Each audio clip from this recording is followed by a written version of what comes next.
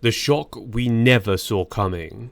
When Chris Froome first announced in 2019 that he was lucky to be alive after his horror crash at the Criterium de Dauphiné, the cycling world braced itself for a long recovery. His catalogue of injuries at the time sounded catastrophic: broken ribs, a fractured femur, elbow, hip and vertebrae. Yet somehow, the multiple Tour de France winner fought his way back to the peloton.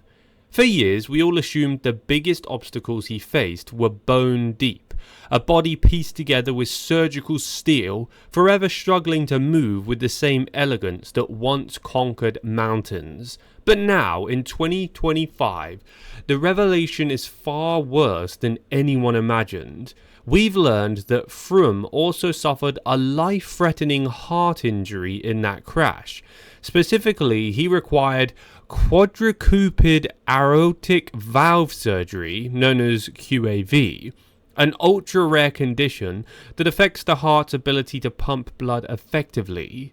As Cycling News reported, quote, "It's going to be a long recovery. Chris Froome's training crash woes included life-threatening heart surgery." This was not just a broken body, it was a broken heart, literally. And Froome's family has now spoken out, expressing just how devastated the ordeal has been.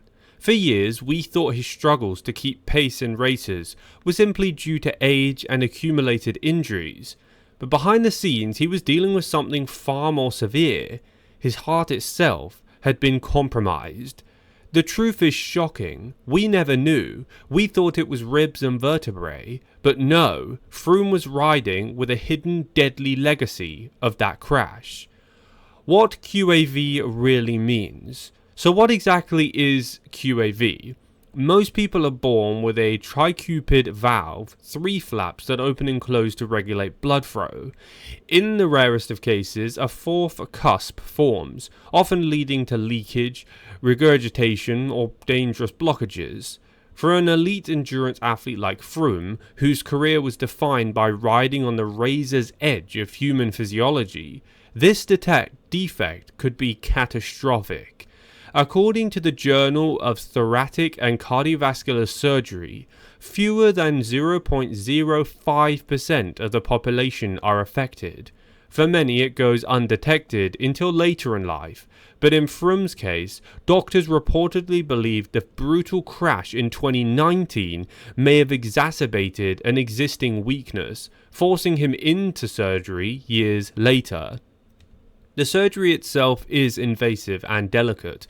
It involves either repairing or replacing the aortic valve, sometimes with synthetic materials, sometimes with biological tissue.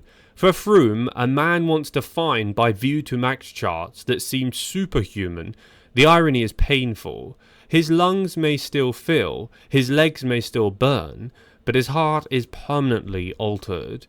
His wife Michelle told reporters in South Africa that the ordeal was, quote, terrifying, and that the family feared they would lose him not once, but twice, first in the crash, and then again under the surgeon's knife. While no official retirement has yet been announced, the implications are unavoidable. The Froome we knew, the Froome who danced up Mount Ventoux and crushed rivals in time trials, may never truly return. The family speaks out. Perhaps the hardest part of this story is hearing the family's voice. Froome has always been intensely private, preferring to deflect attention back to the sport. But his wife and loved ones have painted a narrowing picture of just how severe things were. Michelle Froome revealed to Cycling News, quote, "We've been through more than anyone realizes. It wasn't just broken bones. There were nights we weren't sure he'd survive." These words hit harder than any race result ever could.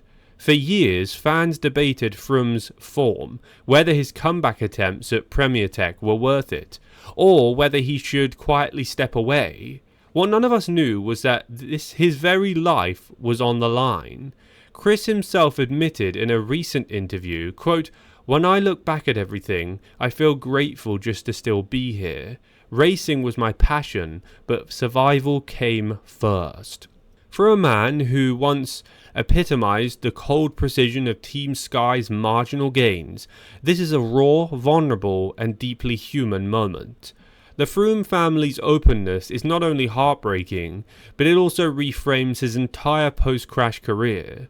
Those laboured finishes at the Tour, those dropped chains, those moments when he couldn't respond to attacks, they weren't just signs of ageing, they were echoes of a body and heart pushed beyond its natural limit. Fan and pundit reactions. Unsurprisingly, the cycling world has been stunned. For years, fans speculated about Froome's decline. Some suggested it was a crash, others whispered about, quote, time catching up. Almost no one guessed the truth.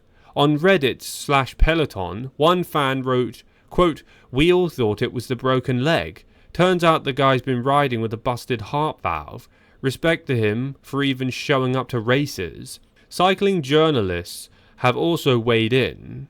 A cycling news editor said, quote, the Froome revelation is sobering. We criticise his results, but in hindsight, survival was his greatest victory. Meanwhile, former rider and pundit Adam Blyth said to Eurosport, quote, you don't come back from that. Bones heal, muscles can be rebuilt, but once your heart has been through that kind of surgery, you're not the same. Froome's resilience is inspiring, but I think we've seen the last of him as a contender. The consensus is clear. Froome's career at the top is likely over, but the respect for his grit has never been higher. What comes next? Retirement, legacy, and the final chapter. The million-dollar question now is simple. What next? Does Froome attempt one final season, a farewell lap in the peloton, knowing that he can no longer compete at the sharp end? Or does he step away gracefully, preserving what remains of his health and enjoying life with his family? The truth may lie somewhere in between. His contract with Premier Tech is up soon, and there are whispers that the team may transition him into an ambassadorial or mentoring role. His experience is invaluable, especially for young riders navigating the pressures of pro cycling. But even more than his future, what matters is his legacy. Froome will forever be remembered as one of the greatest stage racers in history.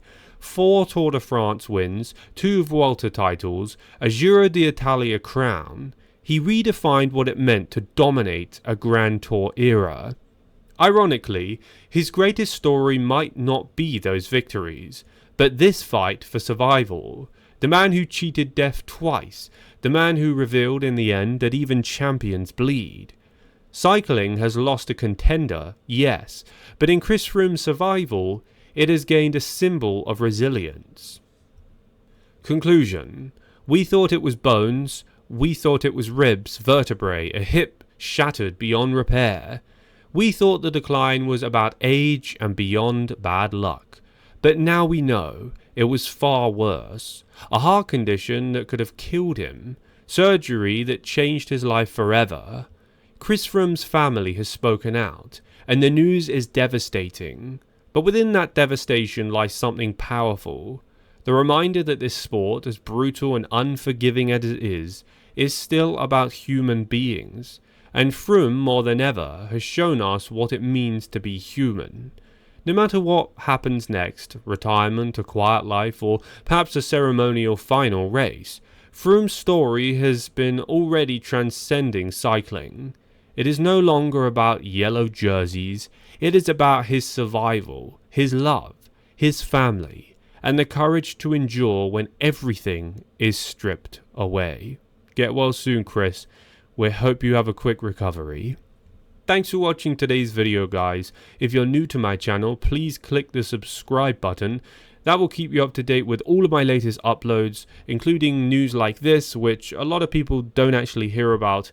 There's a whole bunch of news currently with Team UAE, people reacting all over the world to what's going on with the USO, but right now I had to cover this as I feel it's way more important and it deserves a lot more attention. Also, please leave a like on this video before you go to support my video, and also feel free to comment down below if I've made any mistakes or if you have any information that could help us gain a better understanding of what's going on. The comment section is open for all of you to comment in, so feel free to scroll below this video and let me know your thoughts or any information you have.